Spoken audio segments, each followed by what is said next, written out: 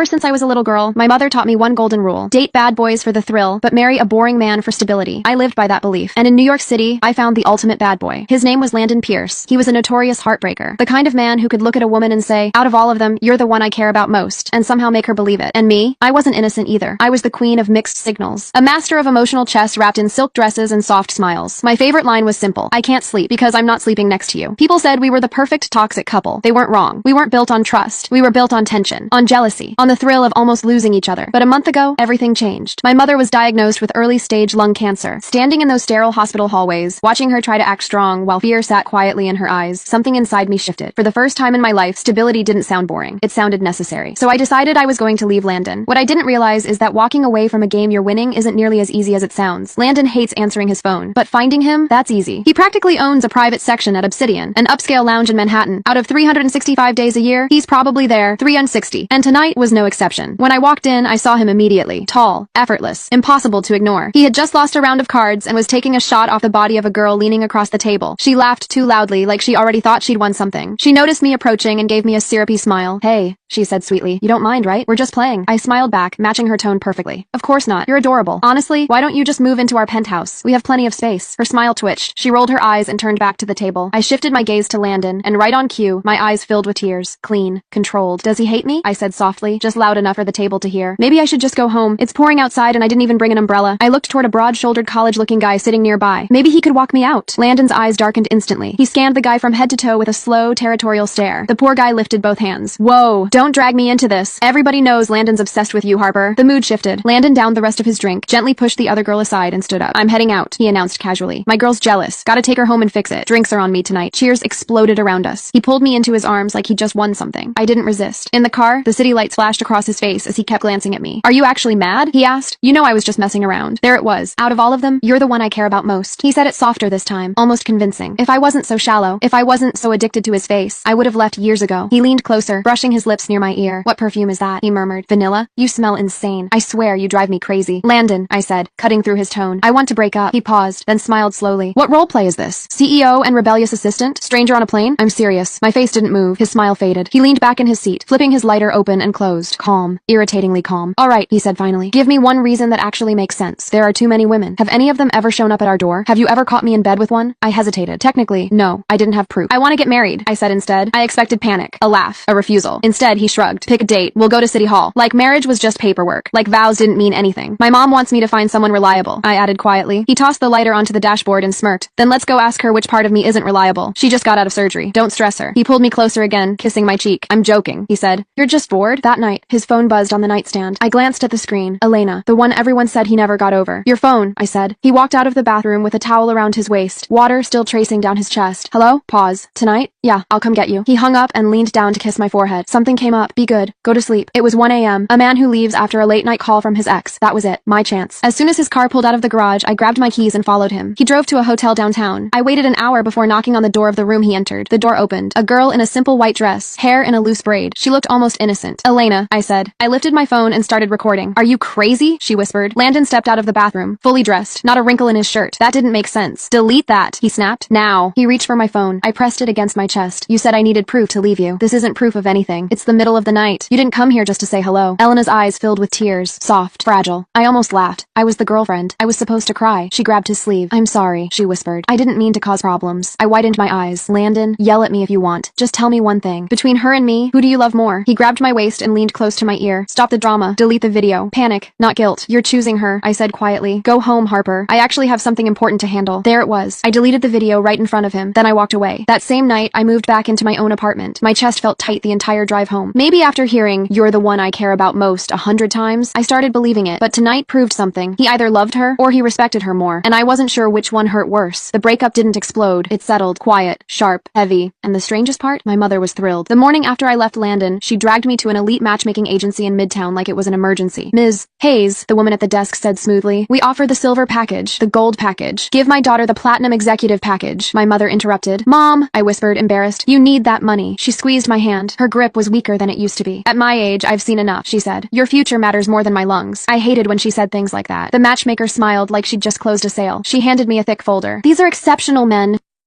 Harper stared at the folder on her lap. Page after page of men with polished resumes, perfect smiles, and lives so stable they looked manufactured. A hedge fund manager, a surgeon, a tech founder, a man who owned 3 apartment buildings and spent weekends volunteering with rescue dogs. Every profile felt like a job application. Her mother flipped through them eagerly. "This one," she said, tapping a photo. "He looks dependable." "He looks asleep," Harper muttered. The matchmaker laughed politely. "That's usually what dependable looks like." 3 weeks later, Harper sat through her 5th matchmaking date. The man across from her was kind, thoughtful, completely incapable of making her heart beat faster than resting speed. "So, what do you do for fun?" he asked. "I make bad decisions." He smiled uncertainly. "I like crossword puzzles." "Exactly." That night, Harper walked home through Manhattan feeling exhausted. Maybe her mother had been right. Maybe excitement and stability couldn't exist in the same person. Her phone buzzed. Unknown number. She ignored it. It rang again. Then again. Finally she answered. "What?" Silence. Then a familiar voice. "You went on another date." Harper stopped walking. "Landon, you went on another date. You called from an unknown number to ask me that? You blocked my real one." She pinched the bridge of her nose. "What do you want?" "I want to know why the guy was wearing boat shoes." "What?" Nobody trusts a man who wears boat shoes in Manhattan. Despite herself, Harper almost smiled. Almost. "Landon, we're not doing this." "Then tell me where you are." "No. I'm outside your apartment." Harper's stomach dropped. She looked up. Across the street, leaning against a black SUV, stood Landon Pierce. Like he'd been there for hours. Waiting. The moment their eyes met, he straightened. She crossed her arms. "You've officially become creepy. I've officially become desperate." That shut her up. Landon never admitted weakness. Not to anyone. He walked toward her slowly. For the first time since she'd met him, he looked tired. Actually tired. Not hungover. Not annoyed. Tired. "You broke up with me," he said quietly. "Yes." "You moved out." "Yes." "You blocked me." "Yes." "You went on dates with men whose favorite hobby is probably filing taxes." Harper rolled her eyes. "Landon." "No, let me finish." Something in his voice made her stop. For months, maybe years, she'd imagined what would happen if they ever reached this point. She expected manipulation, charm, a performance. Instead, he looked scared. "I thought you'd come back." He laughed once. Without humor. "Every fight we've ever had ended with you coming back." Harper looked away. "Not this time." "I know." The words landed heavily between them. For a long moment neither spoke. Then Landon reached into his jacket pocket. Harper immediately tensed. He pulled out a folded photograph. Not a ring. Not a grand gesture. Just a photograph. He handed it to her. It was old. A little bent. She frowned. "What is this?" "The first picture I ever took of you." Harper blinked. The image showed her sitting on a fire escape years ago, laughing at something off camera. She hadn't even known he'd taken it. "You kept this?" "I keep all of them." Her chest tightened. "Landon." "I didn't go to that hotel for Elena." Harper's expression hardened immediately. "Oh, we're still pretending?" "No." His voice was firm. "Her little brother overdosed." Harper froze. Landon continued. "He's been clean for almost a year. That night he disappeared. Elena called everyone she knew. I helped find him." "What?" "I didn't tell you because it wasn't my story to tell." Harper searched his face. For once, she couldn't find the lie. Couldn't find the angle. "Then why didn't you explain that night?" "Because you didn't trust me." The answer came instantly. Painfully. "And because I was angry." His jaw tightened. "You asked me who I loved more." Harper looked down. "You couldn't even imagine the possibility that it was you." The city noise seemed to disappear. Suddenly all she could hear was her own heartbeat. Landon took a breath. "I've spent years acting like nothing matters." A humorless smile crossed his face. "Women. Parties. Games. Whatever." His eyes met hers. "But when your mom got sick." His voice cracked slightly. "The smallest amount." "I realized I was terrified." Harper stared. Terrified of what? Of losing you. For the first time in her life, Landon Pierce looked completely honest. No charm. No performance. Just truth. I don't know how to be stable, he admitted. I don't know how to be the kind of man your mother wants. Harper's eyes began to sting. But I know I love you. He laughed softly. And honestly, that's probably the most embarrassing thing I've ever said. A tear slipped down her cheek. Landon immediately reached for it, then stopped himself, waiting for permission. The gesture somehow hurt more than anything else, because old Landon never waited. Old Landon just took.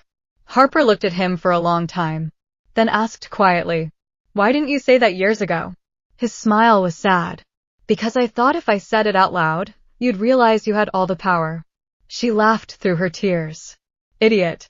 I know." Another silence. Then Harper stepped closer. "Not all the way. Just enough. You're still a disaster. Working on it. You're still reckless. Working on that too. You still flirt with everyone." "Actually, no." He pulled out his phone, opened social media, and showed her. Every female contact. Deleted. Every dating app. Gone. Every number she used to hate. Blocked. Harper blinked. "When did you do that?" "The day you left." Her breath caught. Landon smiled. "I told you. You never tell me anything." "Fair point." For the first time in months, Harper laughed. A real laugh. The kind that made her shoulders shake. Landon stared at her like he'd forgotten how. Then, very carefully, he reached for her hand. This time she let him. 6 months later, Harper's mother stood in a small garden behind a private event venue. Healthy. Cancer-free. Crying harder than anyone else. "Mom," Harper whispered. "Stop crying." "I'm not crying," her mother lied.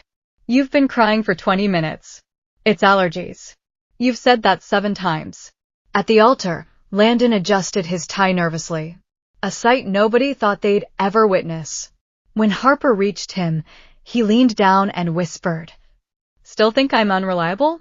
She smiled. "A little." "Fair." The officiant began the ceremony. And for the first time in their lives, neither Harper nor Landon felt the need to play games. No jealousy. No tests. No emotional chess. Just honesty. Simple. Terrifying. Wonderful honesty. Years later, Harper would tell people that her mother had been half right. Bad boys were exciting. Boring men were stable. But every once in a while, if fate was feeling generous, a bad boy grew up. And when that happened, he became something much rarer than either. He became the man worth keeping. Epilogue.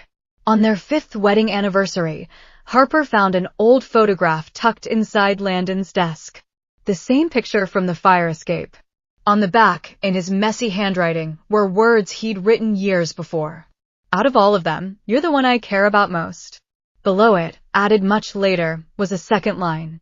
Correction. "You're the only one." Ever since my little brother died of a high fever while my mother was busy keeping her precious college junior company, I started cutting her out of all our family photos. When my teacher called my dad, deeply concerned after hearing me say my mom was dead and that I wanted my desk mate's mom instead, my dad just paused. Then he agreed with me. "Yeah, she passed away a long time ago." At the school's family sports day, my dad saw me hand the janitor a $10 bill, asking her to be my mom for the afternoon. He did not stop me. Instead, he quietly slipped the woman another $200 to attend my parent-teacher conference. Whenever I needed a mother to show up, my dad would just let me buy one. It took my mother a long time to realize she hadn't heard from us. She finally canceled her endless meetings to pick me up from school, only for my teacher to frown and shut the classroom door in her face. Confused and irritated, she went straight home. The moment she opened the front door, she heard me talking to our building superintendent. "My mom is dead. Do you want to be my new mom?" Our living room wall was covered in framed photos of my award ceremonies. But the woman standing next to me and my dad in every single picture was a complete stranger. "Kyle. Who the hell are these women standing next to you?" Phoebe's voice was absolute ice. Her glare could have burned a hole straight through the glass frames. I didn't understand why she was so angry. I panicked, waving my little hands, trying to explain. The building superintendent wiped the sweat off her forehead. "Sweetie, why would you say such things? Your mother is clearly still alive." She let out an awkward laugh and practically ran out of the apartment. Hearing that, Phoebe's mouth twitched with sheer rage. She did not even notice the expensive bakery cake she had brought slipping from her hands and smashing onto the hardwood floor. I haven't been home in 2 months and you two are telling people I am dead? Kyle, is this how you raise our child? Terrified, I rushed forward to shield my dad. Nobody taught me. Don't blame Daddy. I said it myself. Phoebe's face turned completely black. She began yanking the picture frames off the wall, raising her arm to smash them. Then she paused. Her eyes caught the engraved golden plaques on the frames. First place. Regional champion. Her hands froze in midair. She looked down at me, her expression unreadable. I held my breath, waiting for her to explode. Phoebe had no idea that ever since she died in that other man's house 2 months ago, my dad had been secretly paying women to act as my mother for every single family event. Hearing the commotion, my dad walked out of the master bedroom. In just 2 months, he looked like a walking skeleton. His eyes were hollow, his steps unsteady. Seeing Phoebe, he didn't scream. He didn't cry and demand a divorce. He didn't grab a kitchen knife and threaten her to choose between her family and her precious junior. He just stared at her with a gaze so cold it felt like looking at a corpse. Phoebe's rage instantly evaporated. Her beautiful eyes darted away, flashing with a brief moment of guilt. Remembering something, she nervously reached into her designer bag and pulled out a brand new camera, offering it to him with a gentle smile. Kyle, look, this is the new model you've wanted for so long, and I know you want to get back into photography. I already submitted your portfolio to the International Lens Competition. My dad stared at it with zero emotion. There was not a single trace of joy on his face. I recognized it immediately. It was the camera my dad had kept saved in his online cart for 2 years. To pay the household bills, he had refused to buy it. When he finally swallowed his pride and asked Phoebe for it, she blew him off, again and again. What Phoebe didn't know was that the model she just bought was already outdated. My dad had already purchased the newest one himself. Watching his abnormal reaction, Phoebe's eyebrows knit together. She let out a long sigh, pressing the camera into his hands with a patronizing, indulgent tone. All right, honey, it is my fault. I know you've been heartbroken since Noah passed away, and I shouldn't have argued with you. Just be patient, okay? Things with Oliver are almost settled. Just give me a little more time. A little more time. I clenched my tiny fists, looking at my mom with a breaking heart. 2 months. My mom was a liar. She had said that exact phrase 52 times, and she never kept her word. My dad waited for her. He waited while my little brother coded in the emergency room. He waited while his clinical depression spiraled so badly he started self-harming. He waited until he was completely broken, and she still never came home. Instead, she would just scold him over the phone. Kyle, I told you. She is my late mentor's child. Oliver is my junior. Stop being so incredibly insecure. Right then, Phoebe's ringtone pierced the quiet room. She quickly answered it on speakerphone. A little girl's desperate sobbing echoed through our apartment. Auntie Phoebe, come back. Daddy's head is burning up, and he collapsed on the floor. He won't wake up. Then, a man's weak, scolding voice came through the line. Sophie, why did you call her? We cannot keep burdening her. I scowled, opening my mouth to scream. That is not your mom. She is my mom. But Phoebe's eyes instantly went red. Her voice trembled with sheer panic. Oliver, what are you talking about? I would beg you to burden me for the rest of my life. She frantically threw the expensive camera onto the sofa. Kyle, Oliver might have overworked himself. I need to go check on him. I will explain everything later. Phoebe ran out the door without looking back. My dad and I stood there, staring at the empty doorway. We both knew she was not coming back tonight. My dad picked up the camera she left behind and turned it on. The memory card was full of photos. Phoebe, Oliver, and Sophie, smiling at theme parks, eating at expensive restaurants. I saw a photo of Phoebe and Sophie laughing on a Ferris wheel. The timestamp was the exact same day my little brother died in the hospital. I saw a photo of them watching a beautiful fireworks display. That was the night my dad had a depressive episode and ended up bleeding in the bathtub. My chest hurt so badly I couldn't breathe. I burst into tears. Mom always had time. She just never gave any of it to us. My dad's entire body shook. He pulled me into his arms, his voice hoarse but terrifyingly resolute. Jessica, Mommy is dead, right? I nodded my head vigorously. Something permanently shifted behind my dad's eyes. He stood up, grabbed the camera, and hurled it violently against the wall. Crash! The expensive device shattered into 100 plastic and glass pieces. I knew his heart had just shattered exactly the same way. That night, right before I fell asleep, I heard my dad talking on the phone in the dark. The lead photographer position in Los Angeles. I accept. I will be there in exactly 7 days. Through my sleepy haze, I suddenly remembered something. My dad used to be a globally renowned photographer. Every time he released a print, billionaires and celebrities would get into bidding wars over it. But he gave up his entire reputation for Phoebe, hiding in New York, working a miserable, underpaid job where his boss treated him like garbage. I couldn't help but smile into my pillow. In 7 days, my shining, brilliant dad was coming back. 5 days until we leave. I walked into the apartment after school and heard a massive clatter.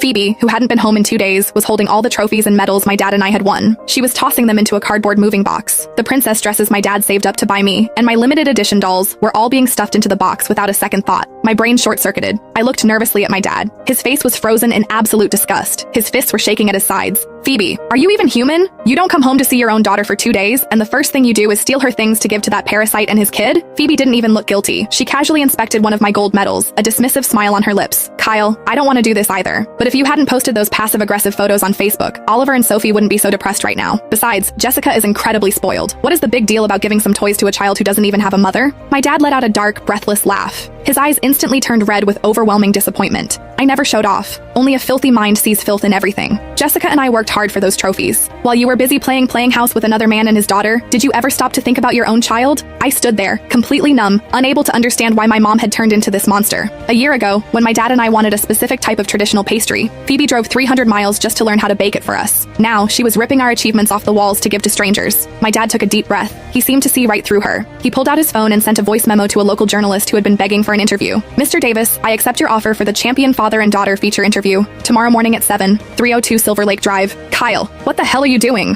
Phoebe lunged forward and snatched the phone out of his hand. My dad tilted his head, looking down at her like she was a pathetic bug. If they want the champion's trophies, they better be ready to play the part. As long as Oliver and his kid can handle a live press interview about winning these awards, they can keep them. Phoebe ground her teeth together, letting out a furious laugh. Do you really have to make things this ugly? Kyle, what happened to you? You used to be so generous. So understanding. She suppressed her temper, shooting a dark glare at the movers she had hired, ordering them to take the last box away. Before walking out the door, she gave my dad a look of sheer, unadulterated disappointment. I am just borrowing them to cheer Sophie up. I will bring them back when we are done.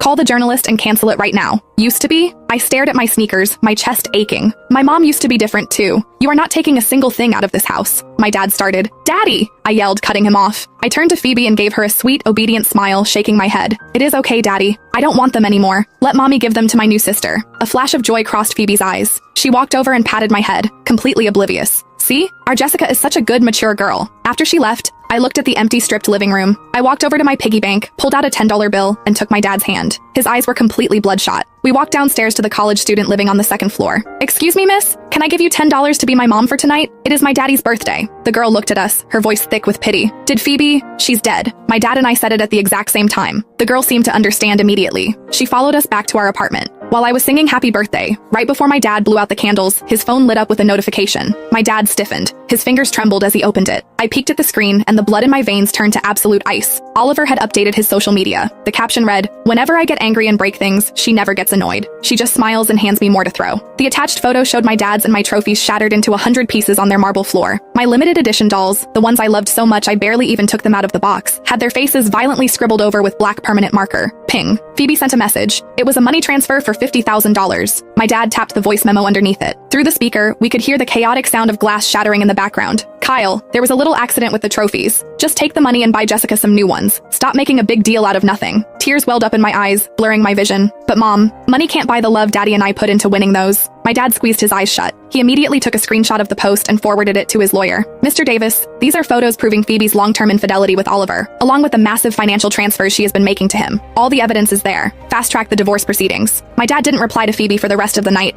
Her phone calls came in back-to-back, ringing endlessly. Kyle, I am sorry I forgot your birthday. Okay? Kyle, why aren't you accepting the transfer? Why are you throwing another tantrum? Are you out of your mind? The journalist actually showed up at Oliver's house this morning. Do you have any idea how humiliated they were? Are you happy now? My dad read the frantic texts lighting up his screen. For the first time in 2 years, he didn't shed a single 3 days until we leave. The apartment was quiet. Too quiet. For the first time in years, there were no messages from Phoebe lighting up my dad's phone. No accusations. No guilt trips. No promises of a little more time. She was blocked. Gone. Dead. At least to us. Dad spent the next 2 days packing. Not the furniture. Not the expensive things Phoebe had bought. Just the things that mattered. Noah's favorite stuffed dinosaur. The last drawing he made before he got sick. The tiny blue hospital bracelet Dad had kept hidden in a box. Every time he touched one of Noah's things, his hands shook. But he never cried. I think he'd already cried all the tears he had. The night before our flight, the doorbell rang. Dad opened the door. Phoebe stood outside. She looked awful. Her makeup couldn't hide the dark circles beneath her eyes. For a second, nobody spoke. Then she forced a smile. Kyle. Dad stared. Why are you here? The smile immediately cracked. I've been trying to reach you for days. You succeeded. Phoebe froze. What? Dad looked at her calmly. You reached me. I'm telling you to leave. For the first time, genuine panic flashed across her face. Her eyes darted around the apartment. The empty shelves. The packed boxes. The missing photos. The suitcases. Kyle. Her voice became shaky. What is all this? We're moving. The color drained from her face. Moving where? Los Angeles. The silence that followed felt endless. Then she laughed. A nervous, disbelieving laugh. Stop joking. Dad didn't answer. Phoebe's smile disappeared completely. You're serious? Yes. You can't just take Jessica. I can. I'm her mother. Dad's eyes turned cold. No. The single word hit harder than a scream. No mother abandons her son while he's dying. Phoebe staggered backward. Noah. No. Dad cut her off. You don't get to say his name. The words sliced through the room. Phoebe burst into tears. For the first time. Actual tears. Not anger. Not manipulation. Not self-pity. Just tears. I didn't know it was that bad. Dad laughed. The sound was terrifying. You didn't know because you didn't care enough to find out. Phoebe opened her mouth. Closed it. Opened it again. No words came out. Because there weren't any. How do you explain missing your son's final moments because you were riding a Ferris wheel? How do you explain ignoring hundreds of calls from your husband while he sat beside a dying child? How do you explain choosing another family over your own? You don't. You can't. Dad handed her an envelope. She looked down. Her hands began trembling. Divorce papers. The official filing. Her signature line waiting at the bottom. Phoebe stared. Then stared harder. As if looking long enough would somehow change reality. You filed. 3 days ago. Her knees almost gave out. You weren't supposed to. Dad blinked. Weren't supposed to what? Give up on me. The room fell silent. Dad looked at her for a very long time. Then he said the cruelest thing I'd ever heard. I gave up on you the day Noah died. Phoebe stopped breathing. I think something inside her broke. Because suddenly she wasn't crying anymore. She was just staring. Empty. Lost. Like someone had switched off the lights behind her eyes. She finally understood. This wasn't a fight. This wasn't a rough patch. This wasn't another argument she'd smooth over with promises. She had actually lost us. For real. Forever. A tiny sound escaped her throat. Kyle. Dad gently closed the door. In her face. The last thing I saw was my mother standing alone in the hallway. Looking smaller than she'd ever looked before. The next morning, Dad and I boarded our flight. As the plane lifted into the clouds, I looked out the window. New York became smaller. Smaller. Smaller. Until it disappeared completely. Dad reached over and squeezed my hand. I squeezed back. For the first time since Noah died, he smiled. A real smile. Not a fake one. Not a broken one. A genuine smile. And I knew. We weren't running away. We were finally going home. Meanwhile, back in New York, Phoebe walked into Oliver's apartment. For the first time, she noticed things she'd ignored for years. The expensive gifts she bought. The vacations she paid for. The rent she covered. The designer clothes. The private school tuition. Millions of dollars. All from her. Oliver smiled when he saw her. Phoebe, you're finally. Did you love me? He froze. What? Answer me. The smile disappeared. And in that single second, Phoebe got her answer. No. He never had. She had been a wallet. A caretaker. A replacement. A convenient source of endless support. Nothing more. The fantasy she'd built her entire life around collapsed instantly. Weeks later, the divorce was finalized. Phoebe lost nearly everything. The court records. The financial transfers. The public humiliation. The journalist's story. The social media evidence. It all came out. And while she still had money, she no longer had a family. Years later, when people asked her biggest regret, she always gave the same answer. Not the money. Not the divorce. Not the scandal. Not even losing Kyle. It was a little boy named Noah. A little boy who spent his final hours waiting for his mother to come home. A mother who never came. And by the time she finally realized what she'd thrown away, the people who loved her most had already buried her in their hearts. Epilogue Phoebe. 5 years later. I still wake up every morning at 6:17. Because that's the exact time the hospital called. The exact time they told me Noah's condition had suddenly worsened. The exact time I silenced the call. I remember everything now. Every detail. Every excuse. Every lie. Back then, I told myself I had reasons. Oliver needed me. Sophie needed me. Kyle was being dramatic. Noah would recover. There would always be tomorrow. Tomorrow. Tomorrow. Tomorrow. The most expensive word I have ever spoken. Because eventually tomorrow stopped coming. I sit alone in a luxury penthouse overlooking Manhattan. The apartment is worth millions. The view is breathtaking. The silence is unbearable. A framed photo sits on my desk. Not a real one. A copy. The original is gone. It shows Kyle holding Jessica on his shoulders while Noah laughs beside them. I am not in the picture. I stare at it every day. Sometimes for hours. The family I destroyed. The family I traded away. The family that continued without me. The first year after the divorce, I convinced myself they would come back. Jessica would eventually miss her mother.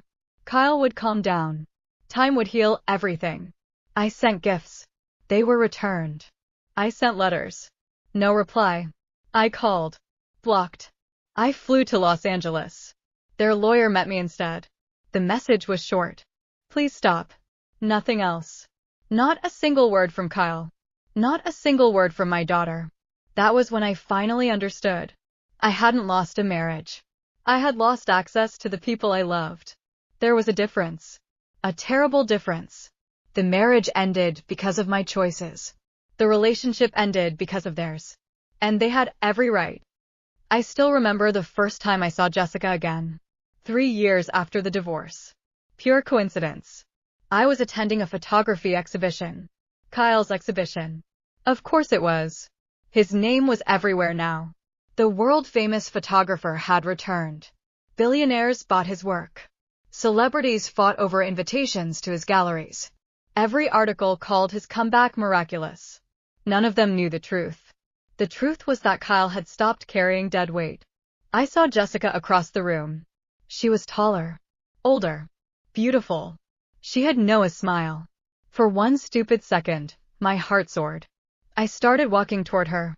My daughter. My little girl. Then she looked at me. And froze. There was no excitement. No happiness. No love. Only polite recognition. The same look you give a stranger you've met before. My chest collapsed. Jessica. My voice shook. She nodded. Hello, Miss Phoebe. Miss Phoebe. Not mom. Not mother. Not even Phoebe. Just a title. Like we were coworkers. I think I died a little in that moment. Before I could speak again, Kyle appeared beside her. He looked exactly the same. No, that wasn't true. He looked happy. The old Kyle had constantly worried about everyone else. This Kyle stood straight. Confident. Peaceful. Alive. He put an arm around Jessica's shoulders. Not possessively. Protectively. The way he always had. For a moment our eyes met. 5 years ago I would have seen anger. 5 years ago I would have seen heartbreak. Now? Nothing. There was nothing left. No love. No hate. No resentment. No grief. I had become irrelevant. Somehow that hurt more than hatred ever could. Because hatred means you still matter. I didn't. Kyle simply nodded politely. The same way he might acknowledge a cashier. Then he walked away with our daughter. And I stood there. Alone. Watching them disappear into the crowd. Just like they had disappeared from my life. A few months later I visited Noah's grave. I do it every year now. Every birthday. Every holiday. Every anniversary. I bring flowers. I talk to him. I apologize. I know he can't hear me.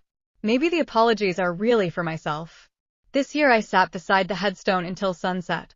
The wind was cold. The cemetery was empty. Eventually, I whispered the question that has haunted me for years. What would have happened if I came home that day? The answer arrived immediately. Not from Noah. From my own heart. Everything. Everything would have been different. Kyle would still have smiled when he saw me. Jessica would still have called me mom. Noah might have died anyway. Or maybe he wouldn't have. I will never know. That's the punishment. Not knowing. Living another 40 years wondering. I placed my hand on the stone. My son. The words cracked apart. My baby. For years I thought losing Kyle was my greatest regret. I was wrong. My greatest regret was believing I had more time. More time to be a mother. More time to be a wife. More time to come home. The sun disappeared below the horizon. Darkness slowly covered the cemetery. I stood up. Nobody was waiting for me. Nobody would ask where I'd been. Nobody would call tonight. There was no family dinner. No husband. No children. No home. Only an empty penthouse filled with expensive furniture and ghosts. As I walked away, my eyes lingered on Noah's name one final time. Then I smiled sadly. Because after all these years, I finally understood something. The day Kyle and Jessica declared me dead, they weren't being cruel. They were simply announcing my funeral long before I bothered to notice I was gone.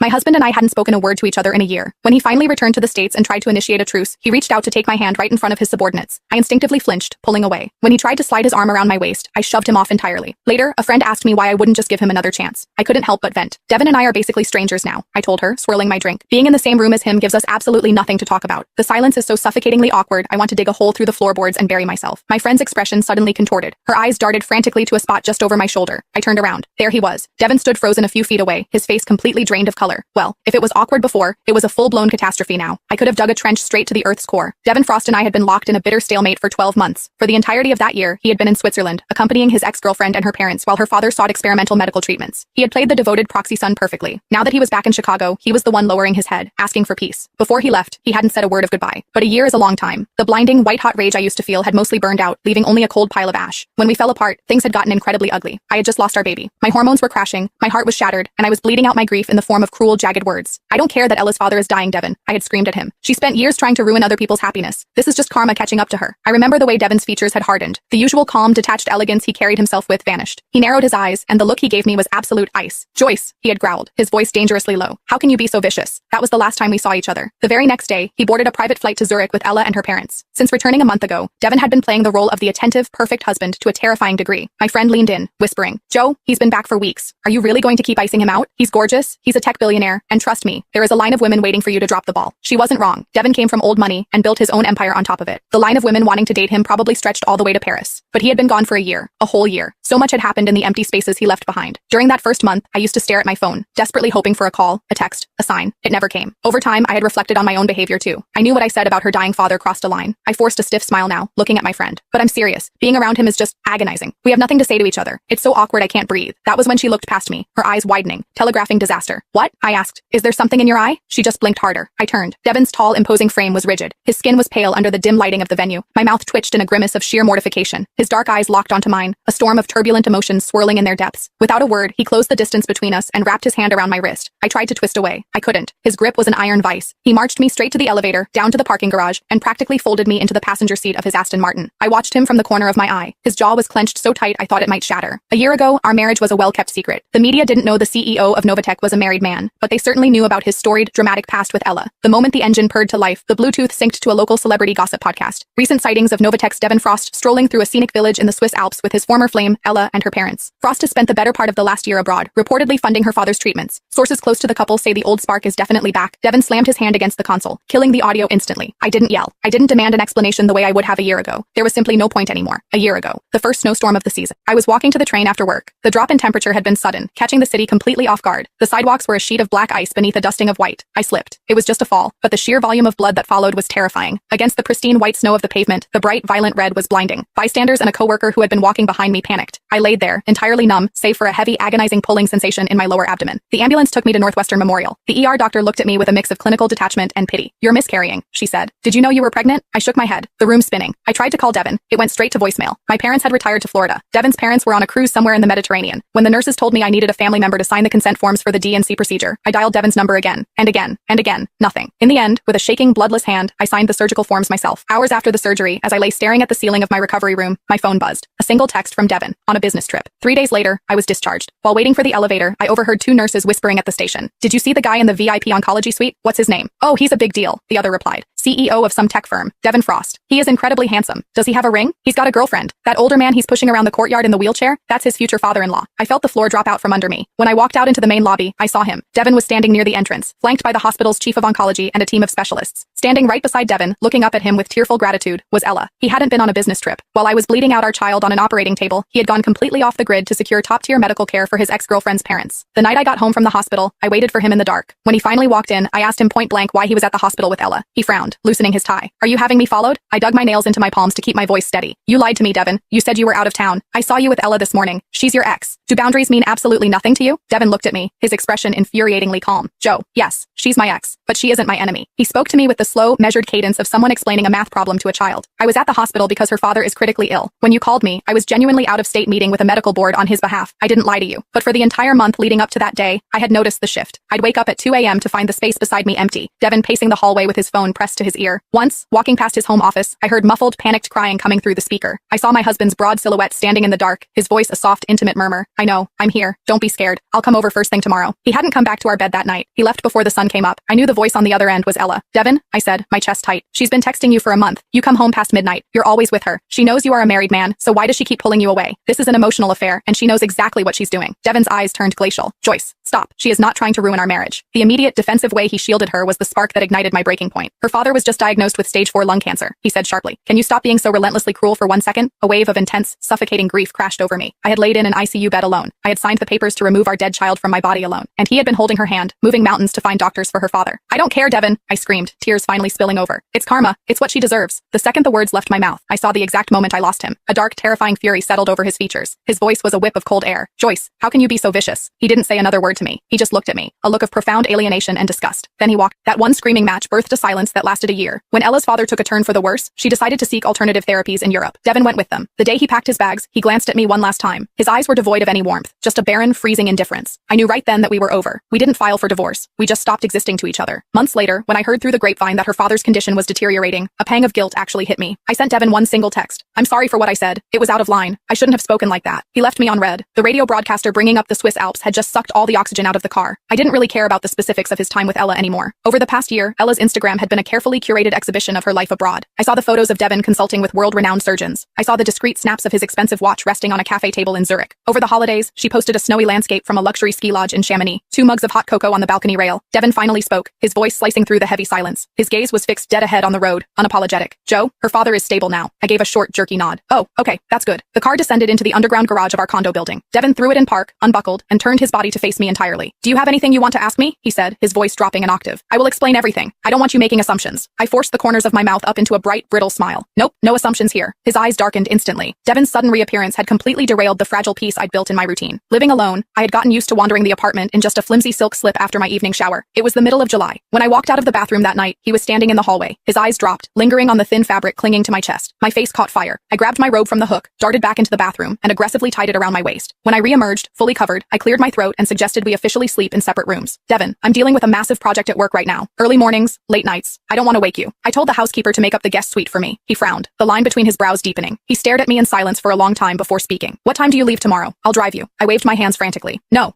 it's fine. We work in opposite directions. His gaze grew heavy. It's on my way. I have a meeting near your corporate park tomorrow. I blinked, desperately searching for a lie. Oh, well, I actually have off-site client meetings first thing in the morning, so I won't be at the office. It was a flimsy excuse, but it got him to drop the subject. I woke up at the crack of dawn. Devin was a creature of intense habit. He worked out every morning at the exact same time. To avoid him, I had to either leave the house before the sun rose or wait until he was in the shower. I couldn't be late today, so I was up at 6 a.m. When I tiptoed into the kitchen, a tall, broad-shouldered silhouette was standing by the espresso machine. Hearing my footsteps, he turned his head. You're up, he noted smoothly. Eat breakfast. We hadn't been alone like this in ages. He had only been back in the condo for 3 days. In the old days, we managed breakfast and lunch on our own, but dinner was sacred. We always ate together. For the past 72 hours, we hadn't shared a single meal. Being in this sprawling kitchen with him made the hair on the back of my neck stand up. The social media algorithm is a cruel, psychic beast. Even though I didn't follow Ella and had never met her in person, my Explore page faithfully delivered every single one of her posts to my screen. To anyone looking at her grid, they didn't look like two people who broke up years ago. They looked like star-crossed lovers who had finally found their way back to each other against all odds. After a year of total silence, Devin and I had deteriorated to the point where I felt like an intruder in my own home. Standing in the kitchen, under his intense scrutiny, I felt like the mistress. I felt like I was the one encroaching on Ella's man, even though I was the one wearing his ring. Our eyes met. I quickly snatched a piece of dry toast from the rack and speed-walked toward the foyer. I kept my head down as I shoved my feet into my heels. Suddenly, the scent of cedarwood and cold morning air washed over me. He was standing right next to me. Sit down and eat, he commanded softly. I shook my head.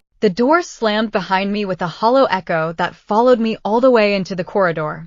I didn't stop walking. Not when my heel caught slightly on the carpet. Not when my pulse roared so loudly it drowned out everything else.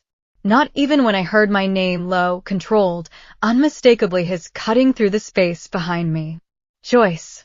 I kept going. The elevator doors were open, like they were waiting for me. I stepped inside and hit the lobby button too hard, as if force could make distance happen faster. The doors started to slide shut. A hand caught them. Of course it did. Devin Frost stepped in. Devin Frost stood there in that composed, suffocating way he always did when he refused to let a situation end on anyone else's terms. His jaw was tight, but his voice came out even. You don't get to run every time we're in the same room. I stared straight ahead at the elevator doors like they were suddenly the most interesting thing in the world. I'm not running, I said flatly. I'm leaving. A pause. The kind that always meant he was choosing his words carefully instead of reacting. That's still avoidance. That did it. I turned my head slightly, just enough to look at him. And what would you call the last year? Silence hit the elevator like a physical weight. The doors opened into the parking garage too soon. Too bright. Too real. I walked out first. He followed. Of course he did. His car was already waiting, still parked where it had been last night. The Aston Martin gleamed under fluorescent lights, like nothing in our lives had ever gone wrong in it. Like grief didn't exist in expensive machines. I stopped a few feet away. I'm not getting in, I said. You are, he replied immediately. That one word, so calm, so certain, almost made me laugh. I turned fully now.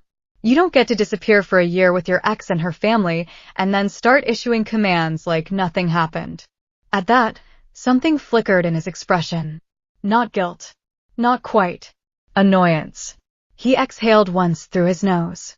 Controlled. You're still repeating that version of events. That's because it's the only version I lived. His eyes sharpened. And just like that, the calm CEO mask cracked enough for something older to show through, something colder. Ella. She was dying, he said.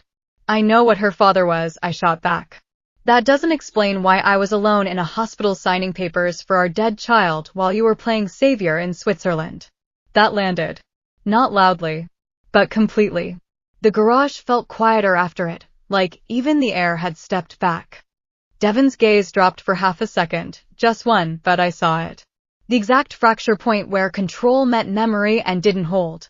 I didn't know, he said. You didn't know I was bleeding out? My voice shook now, despite everything. Or you didn't know I mattered enough to check? His hand tightened briefly at his side. I tried to reach you. That voicemail. I let out a sharp, humorless breath. That's your defense? Another pause. Then softer, dangerously restrained, I came back the moment I could. I stared at him and realized something with a clarity that felt almost clean. We weren't arguing about facts anymore. We were arguing about importance. And neither of us was willing to lose that argument. I stepped back. No, I said quietly. You came back when it was convenient enough to leave them. His eyes snapped to mine instantly. That's not. But I was already shaking my head. No more explanations, Devin. I'm done collecting pieces of a story that still somehow makes me the one who got left behind. For the first time, he didn't interrupt. That silence, his silence, was worse than anything he'd said. I turned away and walked. This time, he didn't follow immediately. That should have felt like relief. Instead, it felt like the calm before something I didn't want to name. When I reached the exit ramp, my phone buzzed once in my hand. Unknown number. One line. Come back to the car. We're not finished. No signature. No doubt who it was. I stood there for a long moment, staring at it, the garage noise fading into something distant. Then I deleted the message. And kept walking. The silence after I deleted the message didn't feel like peace. It felt like pressure building behind a sealed door. I didn't go back to the car. I didn't answer calls that started coming in 10 minutes later. And I definitely didn't respond when the message changed from a command to something closer to restraint. Joyce, don't do this. As if I was the one escalating things. As if the last year had been a misunderstanding instead of a slow, deliberate erasure of me from his priorities. By the time I reached my office building, my hands had stopped shaking, but only because they'd gone numb. I told myself I was done waiting for accountability that would never arrive. And then I did something I should have done a long time ago. I called my lawyer. The divorce papers were drafted within 48 hours. Clean. Clinical. No dramatics in the language, just dissolution, division, signatures. It almost offended me how simple it looked on paper. Like a marriage could be reduced to formatting. My lawyer slid the folder across the table. Given the assets involved, this will be loud. That's fine, I said. My voice surprised even me. It didn't wobble. He studied me for a second. Do you want to attempt negotiation first? I looked down at the first page. Then I thought of hospital ceilings. Of silence. Of Switzerland. Of Ella's name appearing in places it never should have been. No, I said. File it. The filing hit the system by evening. By nightfall, it was no longer private. And by morning, it wasn't controllable. Devon's world didn't just react, it detonated. His legal team reached out first. Then his board advisors. Then 3 separate PR crisis firms that didn't usually agree on anything except urgency. And finally him. A message, not from an assistant this time. You filed without speaking to me. I stared at it for a long time before replying. We stopped speaking a year ago. No response came immediately. But I knew him well enough to know that silence wasn't retreat. It was calculation. The next time I saw him was in a conference room I didn't agree to enter. Yet there he was. Already inside. Waiting. Devon Frost stood by the glass wall overlooking the city, tie loosened, sleeves rolled up like he'd been there longer than me, and like he intended to stay longer still. No Ella this time. No Switzerland distance. No phone calls in the dark. Just him. Fully present. Which somehow felt worse. You filed, he said. I did. A beat. His eyes flicked over my face like he was looking for something that used to be easier to find. You didn't even give me a chance to respond. I let out a quiet laugh, but there was no humor in it. You had a year. That landed. Not dramatically. Just final. He turned slightly, exhaling through his nose. This isn't how we end things. I shook my head. It already ended. I'm just making it official. At that, his expression shifted, something sharper beneath the control. You think signing a document fixes what happened between us? No, I said simply. It stops me from pretending it didn't. The room went still. Even the city outside looked too bright, too indifferent. For a moment, he didn't speak. Then, quieter. You're punishing me. That finally made me look at him properly. And I saw it, the assumption, buried so deep he didn't even realize it was there. That everything I did was still somehow about him. I nodded once, slow. No, I said. I'm choosing me. The words didn't feel powerful. They just felt overdue. His jaw tightened. And for the first time since this started, he didn't have an immediate counter. Because there wasn't one that didn't sound like ownership. By the time I left the building, my phone was already lighting up again. Lawyers. Media. Unknown numbers. And one final message from him, sent seconds before I stepped into the elevator. If you walk away from this, you don't get to come back later. I stared at it. Then typed back. I'm not coming back. And turned my phone off. The silence after I powered my phone off didn't last long. It never did when it came to Devon Frost. Devon Frost didn't wait for permission to be present in my life. He just changed the shape of it until it had room for him again. By the next morning, he'd escalated. Not emotionally. Practically. My lawyer called before I even finished my coffee. Joyce, he said carefully, his legal team has already filed an emergency motion to freeze asset separation. I stared at the cup in my hand. On what grounds? A pause. Marital dispute involving alleged misrepresentation of intent. They're arguing the filing was made under emotional duress. I almost laughed. Almost. Of course they are. By midday, it wasn't just lawyers anymore. It was optics. Devon's company released a carefully worded statement about stability during ongoing personal matters. No mention of divorce. No acknowledgement. Just enough ambiguity to keep markets calm. And yet somehow everyone understood anyway. Because by afternoon, I wasn't just his wife filing for divorce.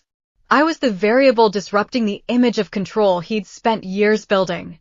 And that made me visible in a way I hadn't been in a long time. I didn't see him that day. Not in person. But I felt him everywhere. In the sudden tightening of my office security protocols. In the receptionist's hesitant expression when I arrived. In the way my building manager asked if I wanted privacy adjustments for my residents. He wasn't showing up physically. He was adjusting the environment so I'd feel him anyway. A man like Devin didn't chase. He surrounded. That night, I finally went home early. Too tired to think. Too drained to pretend I wasn't affected. The condo was dark when I stepped inside. Too dark. No city glow reflecting off the glass. No soft ambient hum of systems. Just stillness. I froze halfway into the living room. Something was wrong. Not broken and wrong. Intentional wrong. Then I saw it. A single envelope placed neatly on the kitchen island. No logo. No stamp. Just my name. Joyce. My stomach tightened immediately. I didn't touch it at first. Because I already knew. When I finally opened it, there was no dramatic letter. No emotional plea. No apology. Just a copy of something legal. Filed faster than mine had been. And at the bottom, one handwritten line. If this is what you want, I won't stop you. But don't mistake silence for surrender. My throat went dry. Because that wasn't a threat. It was a line drawn in a different place entirely. Not between husband and wife. Between two people who had stopped pretending they were on the same side. A floorboard creaked behind me. I spun around. And there he was. Not in the doorway this time. Inside. Like he'd never left. Like the condo still belonged to him in ways paperwork hadn't erased. He looked exhausted. Not the polished exhaustion of boardrooms. Something deeper. Human. I told you I wasn't finished, he said quietly. My grip tightened on the paper. You don't get to keep rewriting this. His gaze didn't move. I'm not rewriting anything, he replied. I'm trying to stop you from destroying it without understanding what it actually is. That made something in me snap, quiet, controlled, final. I understand it perfectly, I said. It's a marriage where I was alone until it became inconvenient for you to stay gone. His expression shifted at that. Just slightly. Like I'd hit something he couldn't deflect with logic or money or distance. For a moment, neither of us spoke. Then he stepped closer. Slow. Measured. Not invading space. Testing whether I'd still let him share it. I didn't come here to fight you, he said. I let out a breath that shook more than I wanted it to. That's funny, I said. Because it feels like you brought your entire life support system with you. His eyes flickered. And for the first time since all of this began, he didn't have an immediate answer. Just silence. Heavy. Honest. Uncomfortable. The kind that couldn't be negotiated. Only endured. The silence stretched long enough that it stopped feeling like part of the argument. It started feeling like the truth itself had entered the room. Devin Frost didn't move closer again. But he also didn't step back. That alone felt intentional. I saw the filing, he said finally. I know, I replied. A pause. Then, quieter. You did it fast. My grip tightened on the envelope in my hand. So did you. That landed harder than I expected. His eyes flicked down for a fraction of a second, like he acknowledged it, even if he didn't like how it sounded out loud. I didn't file against you, he said. I let out a short breath. You filed against the separation. That's the same thing with better branding. Something almost like frustration moved across his face. But it wasn't anger at me. It was restraint. Constant, practiced restraint, like he was holding himself in place by force of will. I'm trying to protect you, he said. That made me laugh once. Sharp. Unkind. From what? My own decision. His gaze held mine. From what this becomes once it leaves private control. There it was again. Control. Everything always came back to that word with him. I shook my head slowly. You don't get to decide what I need protection from anymore. For the first time, something in his expression cracked, not dramatically, but enough that I noticed the shift in real time. Not arrogance. Not calculation. Something closer to fatigue. Like he was tired of being misunderstood, but had no language left that wouldn't sound like ownership. I'm not your enemy, he said again. But it didn't land the way it used to, because I'd heard that sentence before. In a hospital hallway. Over Ella's father's charts. Over my missing place in his life. So I stepped forward this time. Just one step. Enough to make him still. You keep saying that, I said softly, but you keep choosing her crises over my life. His jaw tightened immediately. That's not what this was. Then explain it, I said. No shouting. No shaking. Just exhaustion sharpened into clarity. Explain why I had to find out I lost our child alone while you were unavailable. Explain why I was standing in a hospital signing consent forms with no one answering their phone. Explain why your silence always had an exception for her. The air between us changed. Not louder. Heavier. His gaze dropped for a second, just a second, and when he spoke again, his voice was lower. I didn't know how serious it was until it was already over. That sentence should have meant something. It used to. But now it just felt like distance dressed as regret. I called you, I said. I called you until I couldn't anymore. He didn't respond immediately. And when he did, it wasn't defense. It was honesty that arrived too late to fix anything. I know. That was the problem. He knew now. Not then. And now wasn't where I needed him to exist. I exhaled slowly, setting the envelope down on the counter between us like it was the last remaining piece of the marriage we were dividing. I'm not doing this again, I said. His eyes lifted immediately. Doing what? Explaining my pain to someone who only understands it after it becomes history. Silence again. But this one was different. Less tension. More finality. He looked at me for a long time, really looked. Not like a CEO. Not like a strategist. Like a man trying to find a version of himself that still belonged in the story he'd already damaged. Then he spoke, quieter than before. If I let this go, he said, there's no version of you that stays in my life. I didn't answer right away, because that was the first honest thing he'd said all night. And it wasn't manipulative. It was just true. Finally, I nodded once. I know. Another silence. This one didn't demand resolution. Just acceptance. He looked away first. That small movement carried more weight than anything else he'd done so far. When he spoke again, his voice had changed. Not softer. Just resigned in a way I hadn't heard before. Then file it, he said. My breath caught slightly. That wasn't surrender. It was release. The kind that comes when control stops being worth the cost. I studied him for a long moment. Waiting for the twist. Waiting for the correction. It didn't come. So I picked up my phone. And for the first time since this started, I didn't hesitate before confirming the final submission. The system beeped. Done. No undo. No pending review. Just finality sitting quietly between us like a closed door. He nodded once, almost imperceptibly. Then stepped back. Not leaving in anger. Not storming out. Just exiting a life he could no longer influence. At the door, he paused. I hope, he said, without turning around, that it gives you what you think it will. I didn't respond.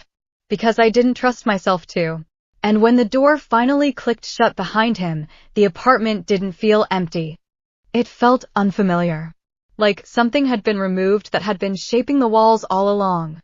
And for the first time in a long time, I could breathe without waiting for the air to be taken back. The divorce didn't drag after that. It accelerated. Within a week, lawyers stopped negotiating and started executing. Assets were split, trusts were untangled, and every shared account that once represented us turned into neatly labeled his and hers. No more arguments. No more interruptions. Just systems doing what they were designed to do when emotion was removed from the equation. Devin Frost didn't reach out again after that night in the condo. Not directly. But I still felt the shape of him in the aftermath, board decisions shifting faster than usual, media narratives tightening, his name disappearing from the more personal angles of gossip cycles that had once obsessed over his relationship with Ella. It was like he'd stepped out of the spotlight without asking anyone's permission. And let the silence speak for him instead. The final hearing was short. Almost unreal. 2 signatures. A confirmation from the judge. A sentence that ended something that had taken years to decay. No drama in the courtroom. Just closure on paper. When it was done, My lawyer closed the folder gently. "That's it," he said. I nodded once. But it didn't feel like an ending. It felt like standing in the aftermath of a storm that didn't announce when it stopped. You just eventually realized you were dry again. Outside the courthouse, the city was loud in the way it always was, unbothered, moving on immediately. My phone buzzed once in my pocket. Unknown number. I stared at it. For a second, I almost didn't open it. Then I did. One message. "It's done." No name. But I didn't need one. I looked up across the street. And for a split second, I saw him. Not approaching. Not waiting. Just standing there at a distance he chose on purpose. Watching. Not trying to change anything anymore. Just acknowledging that it had changed. Our eyes met. No one moved. No one crossed the road. No one reopened anything. Then a horn sounded somewhere behind me, and when I looked back, he was gone. And for the first time since everything began, it didn't feel like I'd lost something. It felt like it had finally stopped following me home. The divorce moved fast after that. No more emotional back and forth. Just execution. Within days, lawyers finished what the marriage had already stopped being. Signatures. Assets split. Accounts separated. Everything reduced to clean legal lines that erased the shared life like it had been carefully archived and deleted. Devin Frost didn't fight it anymore. Not in court.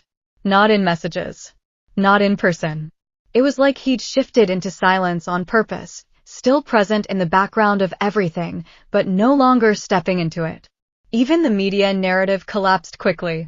The perfect billionaire marriage angle died overnight and got replaced with vague speculation about irreconcilable differences. Nothing dramatic enough to chase. Nothing messy enough to feed on. And then, it was over. A judge signed it. A clerk stamped it. A file was closed. Just like that. No final confrontation. No dramatic apology. No last-minute confession that changed anything. Just the end of a system that had already stopped functioning long before anyone admitted it. Outside the courthouse, I didn't look for him. And this time, he didn't appear. No waiting. No watching. No distance-filled presence pretending to still hold meaning. Just absence. Real absence. The kind that doesn't echo anymore. My phone stayed quiet. And for once, that quiet didn't feel like something missing. It felt like space. And I kept walking forward without turning back. Epilogue, Devin Frost. I signed the final document alone. No meeting. No lawyers in the room explaining implications I already understood. No audience. Just ink, paper, and the quiet acknowledgement that something irreversible had already finished long before this moment. Devin Frost had built entire companies around control, timing, and precision. But nothing about this had been controllable. Not really. The media called it a clean divorce. That was convenient language. It suggested order where there had only been damage carefully contained behind closed doors. They didn't know about the hospital. They didn't know about the voicemail that never got answered in time. They didn't know that silence can accumulate into something heavier than any argument. People assumed I left. Or that I chose something else. That wasn't accurate. What I chose too late, too often, were systems, responsibilities, obligations that always made sense on paper. And she stopped being something I could reduce to paper. That was the part one didn't calculate correctly. I heard about her occasionally after. Not directly from her. Never from her.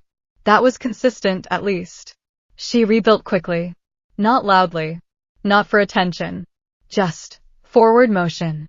The kind that doesn't invite interruption. I recognized it. Because I used to think that was what strength looked like. Now I wasn't so sure. There were moments I almost reached out. Not to fix anything. That word stopped making sense. Just to acknowledge what had been real before it became unsalvageable. But every time I stopped myself. Because there is a point where contact stops being about repair. And starts becoming about refusing to accept an ending. The last time I saw her was accidental. From across the street, I didn't cross. She didn't see me. Or maybe she did and chose not to acknowledge it. Either way, it didn't matter. We had already stopped belonging in the same direction of time. I stayed where I was long after she disappeared from view. Not because I expected anything. But because for the first time, there was no next step that required immediate execution. No meeting.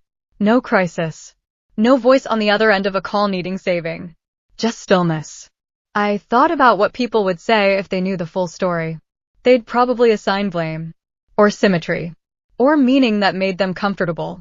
But there wasn't anything symmetrical about it. Only choices made too late to matter equally. I left eventually. Not dramatically. No decision moment. Just movement. Like gravity reasserting itself after everything else stopped pulling. And if there was one truth I understood clearly now, it was this. Some losses don't end when the papers are signed. They end much earlier. On the day someone stops waiting for you to become who you said you were going to be. And by the time I understood that, she had already stopped waiting.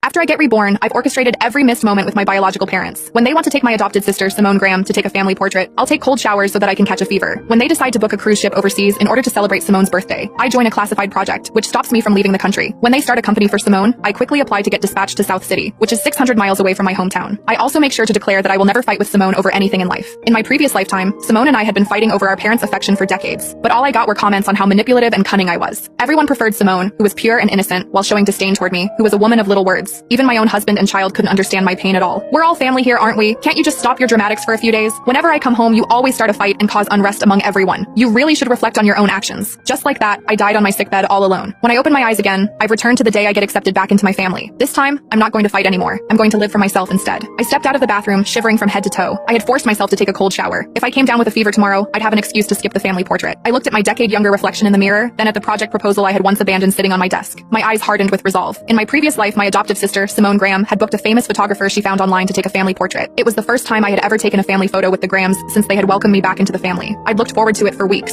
I'd even worn the most expensive dress I'd brought from the orphanage, one that I'd always been reluctant to touch. But when we got the photos back, I had been cleanly photoshopped out of the corner. It was all because Simone had casually said, "Felicia's vibe doesn't really match the rest of the family. The photo looks kind of weird with her in it." Back then, I tried to defend myself, only to be accused of lacking taste and embarrassing the Graham family. It took dying once for me to finally get the point. Just like that family portrait without me in it, there had never been a place for me in this family. If that was the case, why should I humiliate myself by trying to chase after them? This time, I simply wouldn't go. Just as I had planned, when I woke up the next morning, I was burning with a fever. I didn't even have the strength to get out of bed. My head was foggy when I heard someone push my bedroom door open. My mom, Riley Colton, stood there with a frown. "I called you several times. Why didn't you come downstairs for breakfast? We're supposed to take the family portrait today. Don't hold everyone up." I coughed weakly. "Mom, I'm not feeling well." That was when she finally noticed my flushed face. She touched my forehead and recoiled at the heat. "You were fine yesterday. How did you suddenly get a fever? Simone worked so hard to get that photographer. It's not her fault, Mom. I'm sure she didn't mean for this to happen," Simone said with a regretful expression. "Maybe we should reschedule the shoot. We can't just take the photo without her." I calmly cut her off. "It's fine. Don't worry about me. You guys can go ahead without me." Riley froze. It looked as if she couldn't believe what she had just heard. "You were the most excited for the family portrait." I studied her face as I held back a dry laugh. So she did know that I had been looking forward to it. Then why did she say I was being petty when I got upset after being photoshopped out of the portrait in my previous life? It was because she didn't love me. My feelings never mattered. "It's fine. Don't worry about me. You guys can go ahead without me," I repeated myself. Riley suddenly exploded. "Fine. You said it yourself. Don't throw a tantrum when we're done." She dragged Simone out of the room, never once asking how I felt. I lay staring at the white ceiling. Before I died, I had been just as lonely, lying in a hospital bed all by myself. Even after I found my biological parents, got married, and had children, I was still Felicia Graham, someone nobody loved. "Mom, Dad, I'll stop making a fuss this time," I thought. "I'll let the three of you be a happy family." Maybe it was the high fever, but as soon as I closed my eyes, I fell into a deep sleep. By the time I woke up, it was completely dark outside. My throat felt like it was on fire. I staggered out of bed to get some water, only to realize the entire house was empty. I checked my phone. There were no messages or missed calls, but Simone had just posted on her feed. "Dinner with the family. Mom and Dad remembered that I love king crab." In the photo, the three of them had their faces pressed close together as they smiled brightly. I scrolled through her posts. Every so often, there was another family photo. Yet in my previous life, I never even had a single picture with my parents until the day I died. I must have really given up since the sight of Simone being happy didn't even make me jealous anymore. After I liked the post, my phone rang. It was my dad, Michael Graham. "Felicia, I forgot to tell you that we went out for dinner. Just grab a cab and come over." I looked at the photo Simone had posted and scoffed. The table was piled high with both raw and cooked seafood. I really must not value my life very much if I ate raw seafood while running a fever. "It's fine, Dad. I'll grab something to eat on my own." After hanging up, I took some fever medicine and sent a message to my advisor, Paul Rayner. "Mr. Rayner, I can leave in 3 days." He replied with a voice message. "Good. Don't forget to sign the agreement. I'm glad you changed your mind. When you said you wanted to give up before, I thought it was such a waste. Several of your seniors are working on this project. Let them show you the ropes. One day, you'll be taking over my work." A bitter smile crossed my face. In my previous life, I had wasted all of his efforts. I foolishly gave up on the project and the research career I had dreamed of. My parents told me not to move too far away. They said they would get a good job for me. I believed them. They were my biological parents. Even though I had been switched at birth and left in an orphanage for 20 years, blood was thicker than water. Surely they wouldn't harm me. But after I waited to hear back from them, they said, "You should work as Simone's assistant. Your degree isn't that impressive anyway, and you still haven't found a job after graduating. Simone's doing a favor by hiring you." They didn't care that I was a top scorer in college, nor did they care that I had graduated from the National University University of Defense Technology with perfect grades. They didn't know that my advisor was renowned across the field. I spent a lifetime crushed under Simone and despised by everyone. I wouldn't be as foolish this time. Sitting at my desk, I carefully signed my name on the agreement. It felt like signing the beginning of a brand new life. When I went downstairs to get a glass of water, my parents and Simone had just returned. Not wanting to face them, I instinctively hid by the staircase. Mom, Dad, the family portrait turned out great. Once the prints are ready, let's hang it up at home, okay? Simone said excitedly. Riley smiled. Of course, sweetheart. We'll put it in the living room where guests can see it. Oh, and remember how you said you wanted to watch the sunrise over the ocean for your birthday? Your dad and I already booked a cruise ship. We'll hold your birthday party there, then the whole family can go to Mako for vacation. What do you think? Simone's voice practically sparkled with excitement. Thank you. I love you guys so much. You silly girl. Why are you thanking your own parents? I had never experienced such a warm and cozy atmosphere. I had always heard Riley and Michael complain that I always kept them at a distance, that I wasn't close to them. But I tried getting close to them before. Once, when they came back from shopping with bags of gifts for Simone, I worked up the courage to cling to Riley's arm the way Simone always did. Mom, did you get something for me too? I could never forget the awkward expression on her face. Maybe next time, Fifi. I forgot to get something for you. I felt disappointed, but not truly hurt. Not until I walked past the half-open door of the study and heard Riley complaining to Michael. Fifi is way too sensitive. I bought a few things for Simone, but she wanted something too. Do you think she picked that habit up from the streets? After that, I never tried to get close to them again. But somehow, I became obsessed with competing with Simone for every bit of affection and every gift she received from our parents. What I got in return was even harsher judgment. Why are you so immature? Honestly, we shouldn't have brought you back here. Simone's voice snapped me out of my memories. Felicia, why are you just standing there? Come have a look at our family photo. Isn't it nice? The happiness on Simone's face was blinding. I knew she was doing it on purpose.